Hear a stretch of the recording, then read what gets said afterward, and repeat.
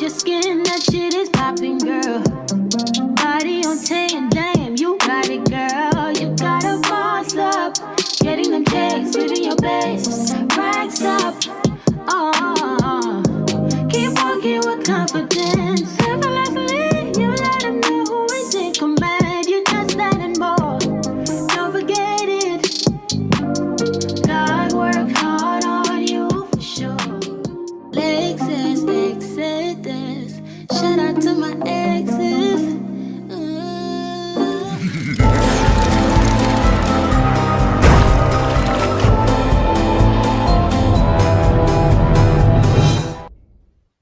Hey boos, hey! Welcome to the Lexus Exodus Divest or Die Halloween Week Special. Do y'all like my outfit? I'm serving witchy vibes. Halloween is my absolute favorite holiday, if you can't tell. So to celebrate, I'm hanging out with you guys every day at 6:30 ET as we count down the final few days before Halloween and discuss the spooky stories of Blackistan and how you better divest or die, girl. Before we get started, really quickly, if you enjoy this content or if you learned something from my platform, please subscribe, say hello in the comment section, engage. It is absolutely free and it is the best way for you to support your favorite content creators. All right, let's do it.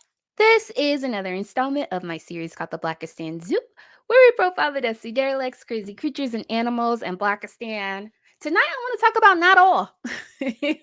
And this idea was contributed by loyal patron Brook. Hey, Brook, that's my good sis in the Discord and in the Patreon. I want to talk about this idea. I thought this was a great suggestion to talk about the concept of not all. And as divested women, I'm sure you guys have heard this over and over again. I certainly do. This is probably the number one critique I get on my platform. So Blackistan will repeat this phrase over and over again until their faces turn blue. So you'll reference data, you'll reference statistics, and you'll reference different research and reports and other facts about the community. And instead of countering these facts with sound argument and research, they will simply say not all. They'll dismiss everything that you're talking about and will deflect and just say not all in response. Although the overwhelming majority of Whack men have criminal records, they'll say not all. Although Whack men make up the majority of the prison system and are incarcerated at an astronomical rate, Blackistan will say not all. Although many of these dudes pump and dump and are womanizers, in fact, 64% of Black children grow up in fatherless homes. They're collectively impoverished, they lack resources. Instead of analyzing what you're saying, and instead of researching and being equipped with facts and countering with valid points, their knee-jerk reaction is to simply be dismissive and say, not all. Not all, man. Not all, man. So they staunchly believe that there are these mythical unicorns running around everywhere, these educated lames. Child, these people are so delusional. They may have even been raised in the fatherless home themselves. They may even be single mothers themselves. So they experience this firsthand. Still, they will die on the hill of not all. And we're supposed to buy into this delusion with them and believe in this idea as well. Okay. So now that we know what we're talking about tonight, I want to look at several examples that illustrate this. Okay. And I want to talk about some of these so-called unicorns that are supposed to be the anomalies and they're supposed to be the exceptions and how they display degenerate behavior as well. So let's look at this first example of a Nike executive who had tragically taken someone's life previously. And he hid this for years, but now he's coming clean. So let's watch this and then we'll talk through. So a story here about a man who rose to the heights, the highest heights in the NBA and sports world. But for all that time, he was keeping a very dark secret from long ago. Till now, ABC's Lindsay Davis sits down with Larry Miller to talk about why he's chosen this moment to come clean and what he hopes young people can learn from his experience. Larry Miller has amassed an impressive sports collection, but all the memorabilia belies the memories of a past he buried for decades until now. It feels like it's been a long time sometimes, but then other times it's like it's fresh in my mind. He's the former president of the Portland Trail Blazers, now the chairman of the Jordan brand, And like the icon of Miller soaring to dizzying heights, but carrying a secret along the way, which he now reveals in his new book, Jump, My Secret Journey from the Streets to the Boardroom. The biggest secret was the homicide that I was involved in when I was 16 years old. It was 1965 in West Philadelphia, a hotbed for gangs. By the time he was 12 years old, he'd already started a fairly frequent spate of stays inside a juvenile detention center. So let's talk about September 30th, 1965, corner of 53rd and Locust. How do you end up there? I was 16 years old, drunk. One of my gang members had gotten killed a little while before that, and we were just angry and out to get somebody. And I regret that. I took the life of a young black man. And my hope is that, some 16-year-old Larry Miller out there that's about to go and do something crazy, that maybe reading this or hearing this story might make them stop and have second thoughts. His 18-year-old victim, his name, Edward White, is not mentioned in the book. I will say that my goal is to work with them to come up with a way to memorialize him into the future. Edward left behind 2 children. His sister, Barbara Mack, is now 84 years old. She describes the book as opening an old wound. He owed the family apology. Miller pleaded guilty to second-degree murder and served 4.5 years. 1 daughter and a string of armed robberies later, Larry found himself locked up again. While incarcerated, he used educational programs to earn a high school diploma and college degree, ultimately helping to land his first job despite his criminal past. The question on the application was, have you been convicted of a crime in the last 5 years? Well, the answer was no. The higher he climbed, the greater the stakes. Nightmares and severe migraines plagued him, the weight of his secret taking a toll. His daughter Lila, who didn't know the entire truth herself, suggested he write a book to tell his story, healing their own complicated relationship in the process. I was ready to be forgiving and understood about redemption. Miller, it would seem, has been redeemed. I've forgiven him. I had no choice. It's been years, though far removed, the memories linger. Does it feel any way to kind of come back to the scene of the crime? Almost kind of coming full circle and,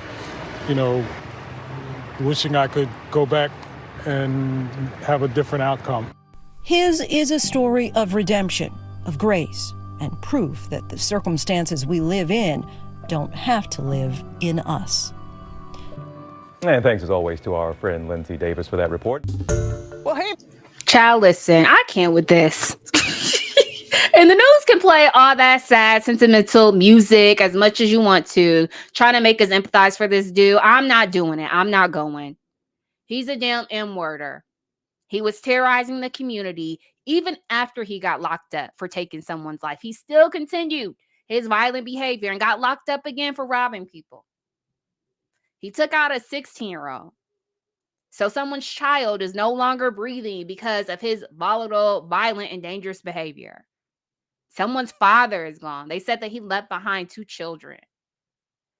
Child, I can't. And he can make all the excuses he wants, talking about, oh, I was having migraines and panic attacks and nightmares. Somehow he got an executive job at Nike, which is beyond me. Like, y'all just hiring anybody.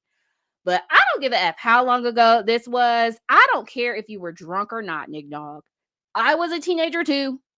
I've been pissy drunk too. I've made poor decisions, but I've never taken anyone's life. There's no excuse for this type of behavior. And y'all can dress this guy up in a suit, give him all the fancy titles as executive, and he can work as many Fortune 500 companies as he wants. This man is still a cold-hearted killer. He is still an M-worder. You can put lipstick on a pig, it's still a pig. So y'all can miss me with that not all rhetoric. Not all. Because the ones who even become executives at Fortune 500 companies still display this degenerate behavior. Exes. Shout out to my exes. Jada, I love you.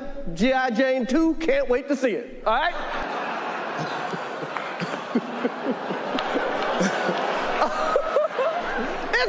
That was a nice one. Okay. I'm out here. Richard.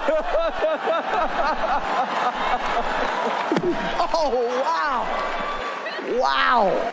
Keep black women's names out your fucking mouth. I said, keep black women's names out your fucking mouth. Seriously, guys, are you tired of all the negativity and toxicity black women are subjected to in media, music, and online? We are ridiculed, denigrated, and berated daily, and I'm sick of it. That's why I created a private safe space for black women that focuses on divestment, development, and self-empowerment. My private Patreon is for black women only and is a community where we are affirmed, encouraged, supported, and uplifted. For the cost of a coffee, get access to my Patreon community, which consists of a private Discord group to connect with like-minded black women, ad-free bonus content, exclusive private lives, and much, much more. You can check it out on patreon.com/LexisExodus. The link is also listed below. Shout out to my exes. Okay, so I want to get into this next clip that Brook shared of these teens who got into a brawl, selling candy bars in the suburbs in Texas. Child, let's watch this and then we will chat. Hold on. Whoa.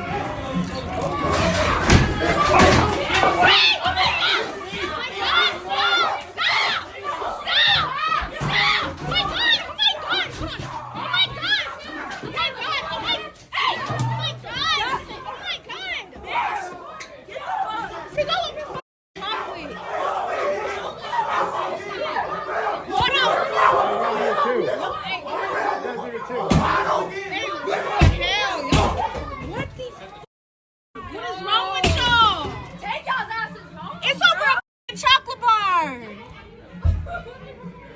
What? Thank you for the candy. Look at me. Oh my god. Oh my god. Hold on. Oh my god. Oh my god. Oh. Not all though, right? Not all. And of course, I can't show the explicit video. I had to censor this due to YouTube guidelines. If you'd like to see the uncensored video, you can watch it on my Patreon. I'll post it. What's happening, though, is apparently these boys were trying to sell candy bars outside of a Hooters in a Texas suburb area, and the manager politely asked him to leave, so they brutally attacked him in response. I mean, they just pummel him. And they left him with a broken arm, the news article said. They proceeded to even break down the glass windows. Even a customer got hurt. And we see a child that has to be as young as 11 or 12 also engaging in this nonsense. Not all, though, right? Not all. And meanwhile, like I said, they're out in the suburbs. This happened in Plano, Texas, from which I understand is a very safe, very nice area in Texas. But not all, though, right? Not all. Even the suburban whack-male children selling candy bars act like dusty degenerates. Okay, so I want to keep going, and I want to talk about Herschel Walker, a supposedly pro-life conservative whack man who is running for Senate, and now he is being called out by several women. He's also being called out by his own son for his degenerate behavior. So let's watch this and then we'll chat. Well, there is a surprising new development in the closely watched Georgia Senate race. Republican candidate Herschel Walker has repeatedly denied knowing the woman who accused him of paying for her abortion in 2009. Well, now that woman claims she is the mother of one of his children. Here's CBS's K1lls. Thank you, guys. In his first public campaign event since back-to-back bombshell reports by the Daily Beast, Herschel Walker played defense. This here, the abortion thing is false. It's a lie. The Heisman Trophy winner and staunchly pro-life candidate doubled down after the outlet revealed a woman who alleged Walker paid for her abortion in 2009 also had a child with him. If I knew about it, I would be honest and talk about it. But I know nothing about that. According to the latest report, the woman said she came forward after Walker's repeated denials. Have you figured out who it is? Not at all. She told the Daily Beast, "I've been very civil thus far. I keep my mouth shut, but I'm also not going to get run over time and time again," adding he didn't accept responsibility for the kid we did have together, and now he isn't accepting responsibility for the one that we didn't have. The woman previously provided the Daily Beast with a receipt from an abortion clinic, a get well card, and a copy of a $700 check signed by Walker. Everything has been a lie. After his son called him out on social media, Walker told reporters he's not concerned. But I've always loved him, no matter what my son says. I'm Herschel Walker, saved by grace. The Senate hopeful has raised at least $500,000 since the scandal broke, with some voters unswayed. I believe Herschel has made mistakes, but I truly believe that he's changed as a person. And if he's proven to be wrong and he lied about it, then I'll be greatly disappointed. I don't know that it will be disappointment enough to sway me to vote in the other direction. National GOP leaders have also rallied behind Walker, who remains locked in a tight battle with Democratic Senator Raphael Warnock. Warnock continued to steer clear of the controversy when asked about it today, and said the election is about who is ready to represent Georgia in the U.S. Senate. Jerika? A lot of layers to this story. Thank you, Nicole. Yeah, to say this is a bombshell is an understatement. Republicans who brushed off earlier reports from the AJC, from MSNBC and other outlets of Walker's history of violence, his erratic behavior, his lies, his exaggerations on the campaign trail, they're now very, very nervous about his midterm chances. Not just because the Daily Beast alleges an act of brazen hypocrisy from a candidate who says he wants to support a total ban on abortion, but also because Herschel Walker's 23-year-old adult son has been so outspoken the last 2 days in condemning his father for running in the first place. So you bring up his son. I do want to play a part of a video that he released just a couple of hours ago, doubling down essentially on what he tweeted out earlier. Let's watch that for just a moment, and then we'll talk.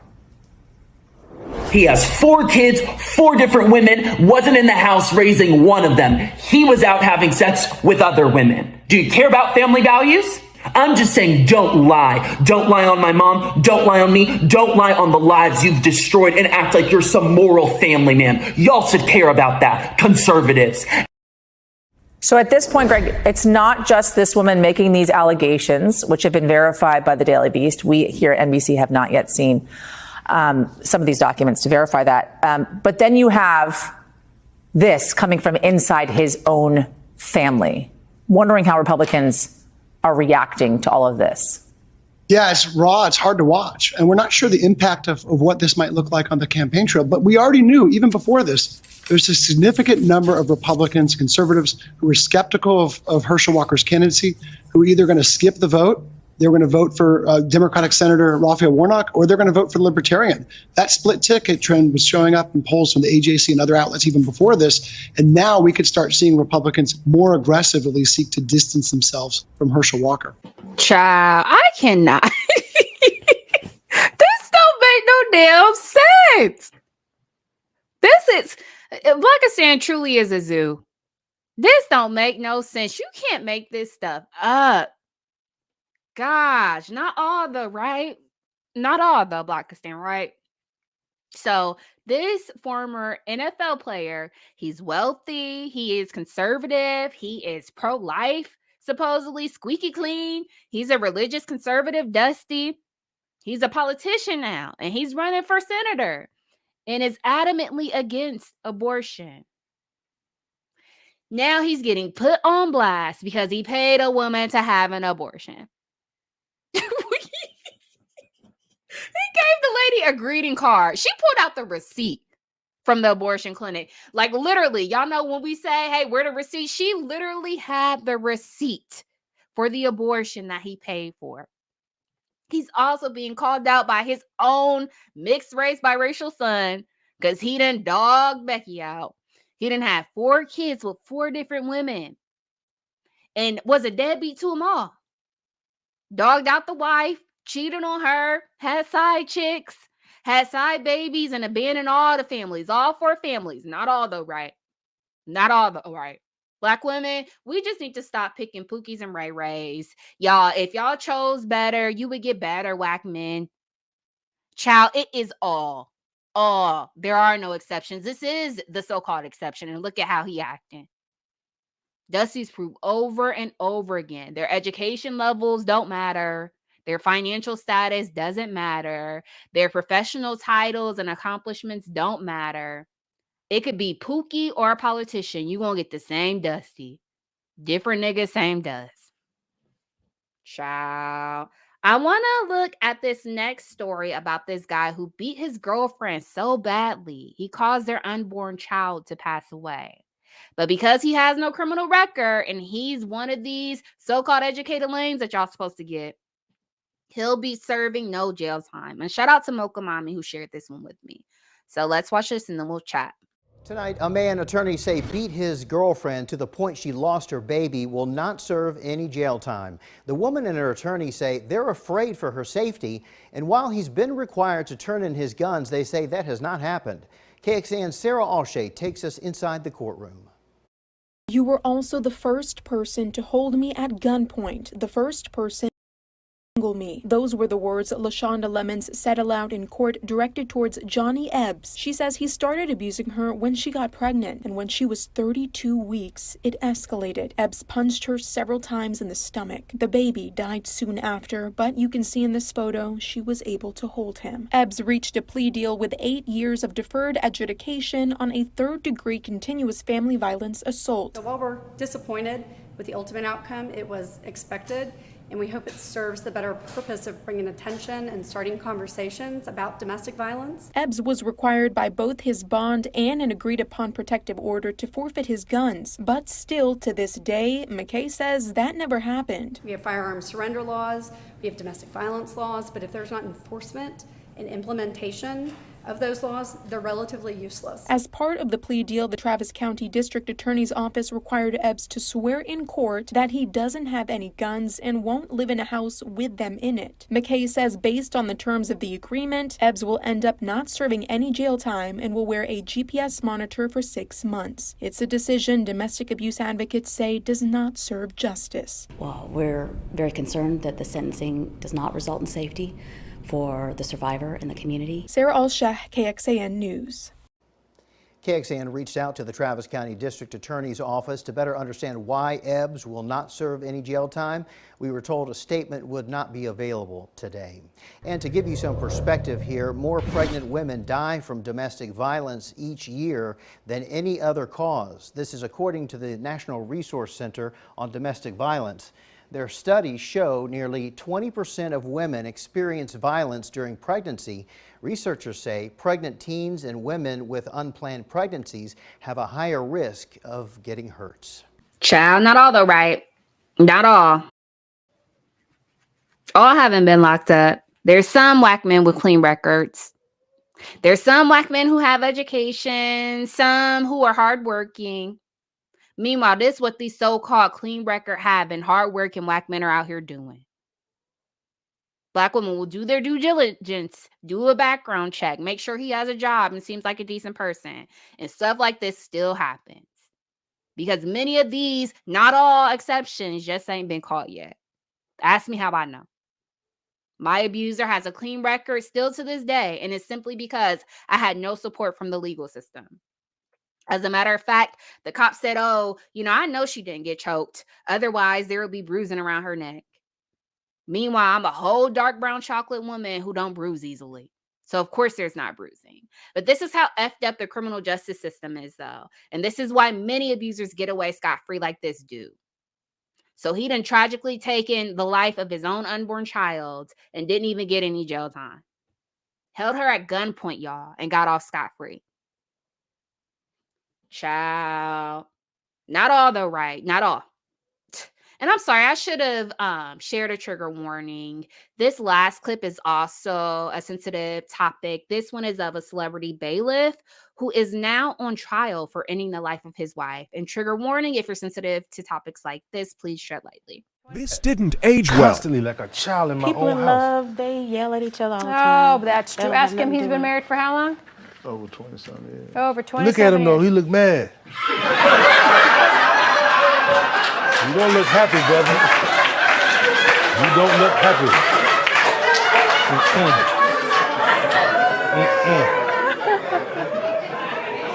He's very happy. Sherman Chow, a former TV show bailiff and current Harris County deputy charged with his wife's murder, now ordered not to attend her funeral. Renard Spivey appeared before a judge today. He's facing very specific rules for his bond. David Gonzalez explains. Chow, not all though, right? Not all. not all. Y'all, and I'm not laughing at this. I'm just so sickened by how dismissive Blackistan is when divested women voice these concerns. This dude was a freaking bailiff, and not just a random bailiff. He was on national TV. He was on a judge show. Y'all, these judge shows raking millions. So this guy was making good money. He was very successful. He was one of those unicorns, educated, had a career, making great money. As a matter of fact, I heard that Judge Judy's bailiff makes 7 figures a year. Not 6 figures, 7 figures, millions. And even if this guy was just getting a fraction of that, that's good money. So he was a successful professional. He was living an upper class lifestyle. And guess what he still did? Took out his poor wife because the degeneracy is so pervasive and the propensity to be violent and to harm defenseless people is so strong in these dusties. He couldn't help himself. Not all though, right? Not all. Yeah, okay. Y'all, don't let Blackistan not all y'all to death. This is gaslighting. The large majority of these dudes are incarcerated. They commit a large majority of violent crimes. They make up 6% of the population, but commit 50% of murders. They also collectively pump and dump and abandon their children, so much so that 65% of Black children grow up in fatherless homes. So y'all can miss me with that. Not all. I encourage you all to divest and not to fall for the delusional brainwashing and not to hold out hope that these mythical unicorns exist. Because even these so-called exceptions be on this bullcrap. Y'all. All right. Thank you so much for listening. Until next time. See you guys. Bye. Even if you think I should, bitch, nigga, I don't give.